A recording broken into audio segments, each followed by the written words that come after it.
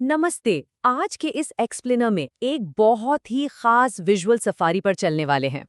हम अक्सर जीव विज्ञान को बस थ्योरी समझ लेते हैं, लेकिन आज हम ऊतकों यानी टिश्यूज की वास्तुकला को खोलकर देखेंगे, उनका विजुअल डिजाइन, उनकी ज्यामिति और उनके असल आकार। ये एक ऐसा सफर होने वाला है जहां हम सचमुच देख पाएंगे कि जीवन की नींव कैसे रखी जाती है। तो चलिए, बिना किसी देरी के सीधे गोता लगाते हैं। तो आज के इस विजुअल सफारी का रोड मैप कुछ इस तरह है। 1. ऊतकों के मूल सिद्धांत। 2. पादप ऊतक एमपी ट्रिप। 3. सरल और जटिल पादप ऊतक। 4. पौधों की सुरक्षा यूपी ट्रिप। 5. जंतु ऊतक एक परिवार। और अंत में 6. एपिथेलियल ऊतक के दृश्य आकार। हम पूरे बायोलॉजिकल सिस्टम को एकदम स्पष्ट ज्यामितीय आकारों में बांटकर देखने वाले हैं। सेक्शन 1, ऊतकों के मूल सिद्धांत, जीवन के निर्माण खंड। खैर, आइए इसके बेसिक विजुअल स्ट्रक्चर को समझते हैं। देखिए, जैसे स्कूल में एक ही क्लास के बच्चे मिलकर एक ग्रुप बनाते हैं, बिल्कुल वैसे ही एक समान ज्यामितीय संरचना और काम वाली कोशिकाएं एक साथ जुड़कर ऊतक या टिश्यू बनाती हैं। और जब हम माइक्रोस्कोप के नीचे इन शानदार ऊतक संरचनाओं की दृश्य शैली का अध्ययन करते हैं, तो उस विज्ञान को हिस्टोलॉजी कहा जाता है। ये बिल्कुल माइक्रोस्कोपिक आर्किटेक्चर को पढ़ने जैसा है। सेक्शन 2, पादप ऊतक एमपी ट्रिप, पौधों के जीवन के 2 रास्ते। चलिए अब स्थिर रहने वाले पौधों की दुनिया में चलते हैं। इन पौधों के ऊतकों को विजुअलाइज करने के लिए हम एक निमोनिक रोड ट्रिप पर चलेंगे, जिसे हम एमपी ट्रिप कहेंगे। अब ये एम और पी ट्रिप आखिर है क्या? एम यानी मेरिस्टेमेटिक, ये पौधे की जिंदगी का पहला और सबसे एक्टिव चरण है। इन कोशिकाओं का बस एक ही काम है, लगातार डिवाइड होना और पौधे को बड़ा करना। लेकिन समय के साथ ये मेरिस्टेमेटिक कोशिकाएं मैच्योर हो जाती हैं, डिवाइड होना बंद कर देती हैं और फिर वो बन जाती है पी यानी स्थायी या परमानेंट ऊतक। और अगर हम इन दोनों के विजुअल डिजाइन को ध्यान से देखें तो प्रकृति की इंजीनियरिंग कमाल की लगती है। मेरिस्टेमेटिक कोशिकाओं में बड़ी रसदानी या वैक्यूल नहीं होते। क्यों? क्योंकि उन्हें लगातार डिवाइड होना है, तो उन्हें जगह बचानी होती है, इसलिए उनकी दीवारें भी एकदम पतली होती हैं। दूसरी तरफ परमानेंट कोशिकाओं का काम है एक ही जगह स्थिर रहना और खाना स्टोर करना, इसलिए उनमें बड़ी रसदानी और मोटी दीवारें होती हैं। सच में एकदम परफेक्ट विजुअल डिजाइन। सेक्शन 3, सरल और जटिल पादपूतक, विशेष श्रम। अब हम इन परमानेंट टिश्यूज को थोड़ा और बारीकी से देखते हैं।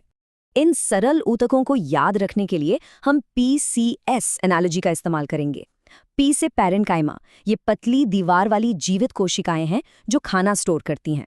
सी से कॉलेनकाइमा, ये पौधों को वो लचीलापन देती हैं जिससे तेज हवा में पेड़ मुड़ तो जाते हैं पर टूटते नहीं। और एस से स्क्लेरेनकाइमा, ये विजुअल वास्तुकला का सबसे बेहतरीन नमूना है। मोटी लिग्निन की दीवारों वाली ये मृत कोशिकाएं पौधे के लिए एक बेहद सख्त कवच का काम करती हैं, बिल्कुल एक अखरोट के मजबूत खोल की तरह। अब जरा इन 2 जटिल ऊतक भाइयों की तुलना करते हैं, जाइलम और फ्लोएम। जाइलम जड़ों से पानी को सिर्फ और सिर्फ ऊपर की दिशा में पंप करता है। विजुअलाइज करें कि ये ज्यादातर डेड ट्यूब से बना एक सिस्टम है जो पेड़ को मजबूत लकड़ी का ढांचा भी देता है।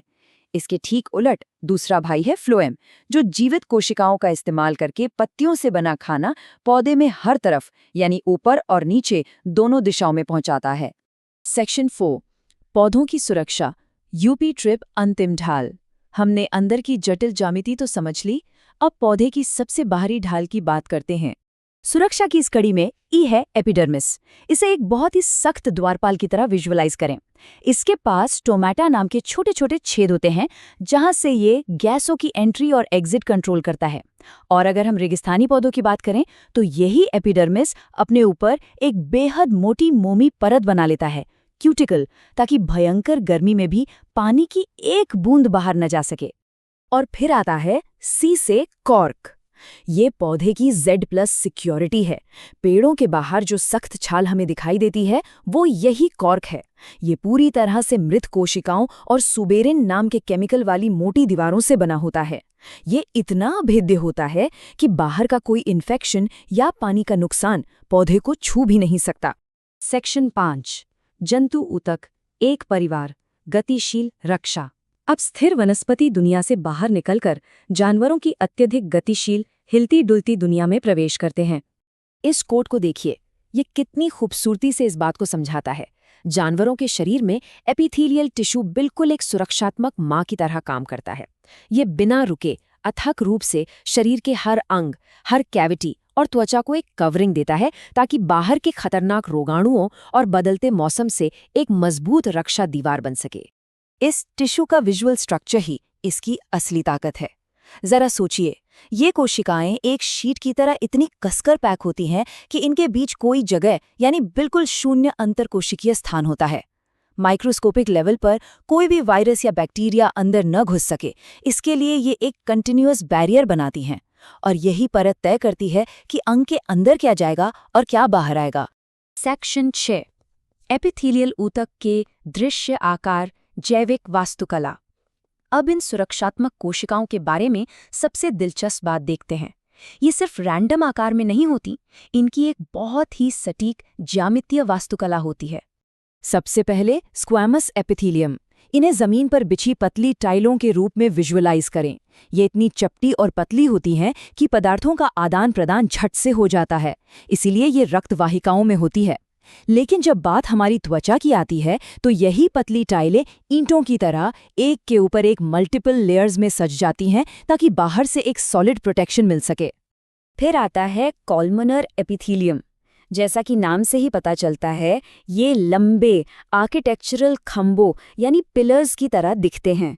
शरीर इन लंबे खंभों को बिल्कुल वहीं तैनात करता है जहां न्यूट्रिएंट्स को सोखने या पाचक रसों को रिलीज करने का भारी काम होता है, जैसे कि हमारे पेट और आंतों का अंदरूनी हिस्सा। इन्हीं खंभों में एक बड़ा ही दिलचस्प विजुअल ट्विस्ट देखने को मिलता है, सिलिएटेड कॉलमनार। रेस्पिरेटरी ट्रैक्ट में इन ऊंचे खंभों के ऊपर छोटे छोटे बालों जैसी संरचनाएं उगाती हैं, जिन्हें सीलिया कहते हैं। ये सीलिया किसी झाड़ों की तरह लगातार हिलते रहते हैं और बलगम और कचरे को हमारे फेफड़ों से बाहर धकेलते हैं। है ना कमाल का डिजाइन। और आखिर में क्यूबॉइडल एपिथेलियम। इन्हें मजबूत चौकोर क्यूब जैसे बिल्डिंग ब्लॉक्स की तरह विजुअलाइज करें।